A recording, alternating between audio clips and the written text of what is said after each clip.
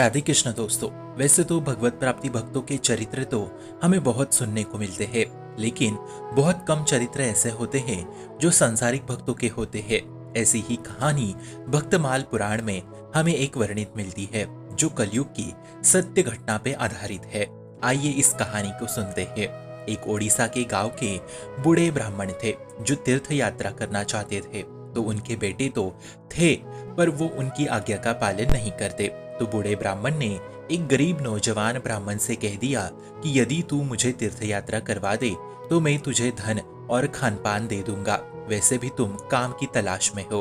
तो उस नौजवान ब्राह्मण ने ये बात आसानी से मान ली। तो ऐसे भारत के सारे तीर्थ दर्शन करा के वे दोनों ब्रजभूमि यानी वृंदावन पहुंचे। तो जैसे ही वो वहां पहुंचे तो बूढ़े ब्राह्मण को बहुत ही बुखार आया। फिर नौजवान ब्राह्मण ने उनकी बहुत सेवा की। जैसे एक माता अपने बच्चे की सेवा करती है, ठीक वैसे ही वो सब सेवा नौजवान ने बूढ़े ब्राह्मण की। ये देख बड़ा द्रवित हुआ बूढ़ा ब्राह्मण, पर पैसों से भी वो बड़ा धनी था बूढ़ा ब्राह्मण।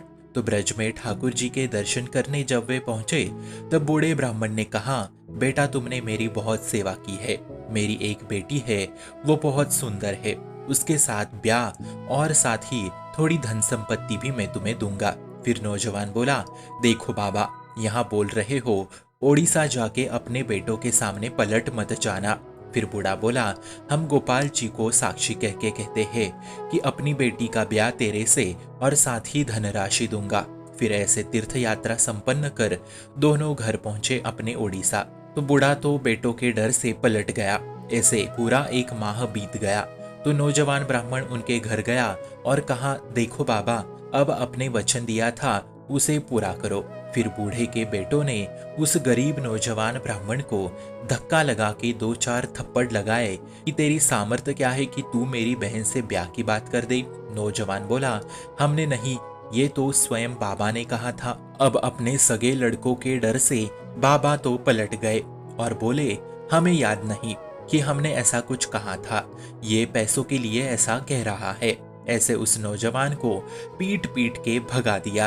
अब उस लड़के को इस बात का बुरा लगा मित्रों कि इतना तीर्थ यात्रा करके आया बुढ़ा और झूठ बोल रहा है। गोपाल जी की कसम खाई, उनकी सौगंध खाई और अब कह रहा है कि याद नहीं।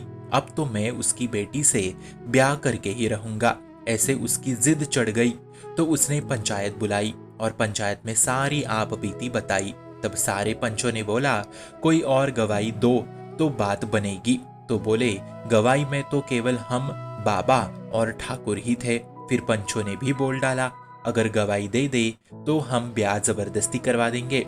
इस पे बुढ़ा भी आसानी से राजी हो गया, क्योंकि उसे पता था गोपाल जी थोड़ी यहाँ शादी रचाने आएंगे। फिर बुढ़े ने भी पंचों के बीच आके कह दिया कि यदि यहाँ आके गोपाल जी गवाही दे तो हम यही ब्याह करवा देंगे। ऐसे सबने बेचारे लड़के को जलील किया, क्योंकि सबको ऐसा लगा कि अब वो ब्रज की मूर्ति थोड़ी यहाँ आएगी। पर नौजवान ने मूर्ति को मूर्ति नहीं माना था, उनमें साक्षात ठाकुर जी माना था।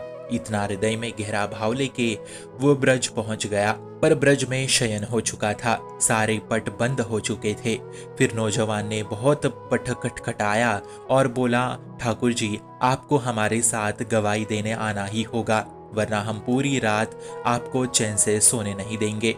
फिर ऐसा चमत्कार हो गया मित्रों कि अंदर से आवाज आ गई, अरे बावरे, मूर्ति थोड़ी चलती है, ये तो तेरा भाव देखे मैं तुमसे बात कर रहा हूँ। तो नौजवान बोला, मूर्ति बात करती है तो मूर्ति चलेगी क्यों नहीं। अब ठाकुर जी भक्त के भावनाओं में फंस गए। इतना भाव में दम है कि ठाकुर जी स्वयं बाहर आ गए। साक्षात ठुबुक ठुबुक करके चलते आए नंद किशोर, और इतना तेज, इतना सौंदर्य कि मानो चांद जमीन पे आ गया। और बोले, देखो तुम्हारे भाव के कारण हम आने के लिए राजी है, पर हम है ब्रज के ठाकुर, रात भोर राजभोग की व्यवस्था करनी पड़ेगी। आगे आगे तुम चलोगे, पीछे पीछे हम चलेंगे। थोड़ी थोड़ी देर में भोग जल की व्यवस्था करते रहना, पर यदि तुमने पीछे मुड़ के देखा तो हम वहीं रुक जाएंगे और वहां से वापस चले जाएंगे। बस हमारी घुंघरुओं की आवाज से पहचान लेना कि हम तुम्हारे पीछे ही है। ऐसी बात तय हो गई। चल दिए ठाकुर जी। अचानक एकदम गांव के नजदीक पहुंचता है नौजवान। तब उसे संदेह आया कि सच में ठाकुर जी पीछे है या नहीं। इसलिए वो वहीं मुड़ गया और ठाकुर जी वहीं रुक गए। तब ठाकुर जी बोले, यहाँ से आगे मैं नहीं आऊंगा, ऐसी बात पहले से ही तय हुई थी। अब सबको बुला के यही लेके आओ, क्योंकि मंगला से पूर्व हमें ब्रज पुनः जाना है। तो नौजवान गांव में दौड़ता दौड़ता गया और सबको चिल्ला चिल्ला के बुलाया कि ठाकुर आए हैं वृंदावन के, चलो चलो चलो। इतनी भीड़ इकट्ठा हो गई ठाकुर जी को देखने के लिए कि मत पूछो। सभी लोग घुटनों के बल हो गए, दोनों हाथ ऊपर उठाए हुए ठाकुर को देख पंच और बुढ़ा भी आ गया। सब हैरत अंगेज रह गए। ठाकुर जी ने वही उस नौजवान ब्राह्मण की तरफ से गवाही दे दी और नौजवान ब्राह्मण की शादी बुढ़े की बेटी से कराई और कुछ धन राशि नौजवान को सौंप के अंतर ध्यान हो गए। ये बात कलयुग की है मित्रों। हमारी श्रद्धा, हमारा विश्वास ही हमें भगवत पद में आगे बढ़ाता है। अगर मूर्ति को मूर्ति मान लिया तो वो मूर्ति ही रहेगी। जो छवि आप देखे वही स्वरूप आपके सामने प्रकट होगा। इसलिए जो भी विग्रह सेवा में होते हैं उसे कभी भी मूर्ति ना कहे, वो साक्षात है ऐसी भावना करे। तब अनुभव में आने लगेगा कि ठाकुर साक्षात है और तभी साक्षात्कार होता है।